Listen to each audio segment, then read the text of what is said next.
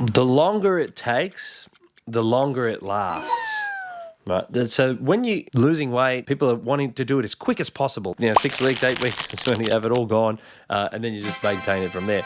But what happens is you're doing this thing, you're pretending to live this life that you've never lived before. You go from not working out at all, not eating right, and then you're going to pretend to be an athlete for 8 weeks, and then work out 5 days a week and eat this really well, and it's just so not normally what you do, and it just breaks down over time. It's so hard to force yourself to be continually doing all these unfamiliar things, and then you end up going back to what you normally do.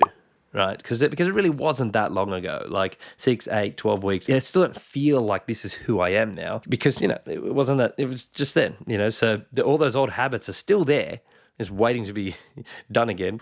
The quicker that it takes you, the closer that you are to who you were still, right? So imagine that it took you 2 years to do. 2 years later, it was only small changes that were being made because it took 2 years. You're kind of like small, reasonable changes constantly being made throughout the whole 2 years. And then at the 2 year point, it's unlikely you just flip back to what you were 2 years ago. You can't really do the flip back because it was so long ago. Do you remember what you were doing 2 years ago? It's not kind of ingrained in you. It's not sort of habitually sort of burrowed into you like the way that it is if it was just 10 weeks ago or something. It was 2 years. It's a long time. And then imagine if it took you 5 years. It's like, well, that was the previous me, and everything would just happen so subtly and slowly and reasonably and able to be managed and carried for that long.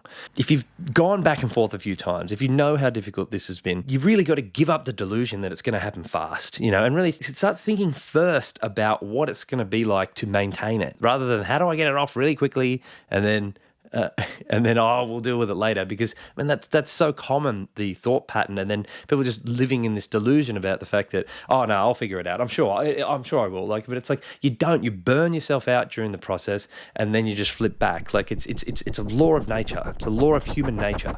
It's like trying to defy gravity. It won't work. Like if it has happened like that for someone, then they're just a ridiculous anomaly. And I don't know. I challenge anyone to say, okay, that someone's done something really extreme, and then 10 years later they had never changed and never faltered from that. I've never heard of it myself, and have been working in the industry for 20 years. So my point is that the longer that it takes, the longer it lasts. You're looking for quick fixes. You're just slowly damaging yourself. Patience, having patience with that process just makes it a much more pleasurable experience and actually sustainable. The faster you lose it, the faster you put it back on. The longer it takes you to lose, the longer it lasts. There you go.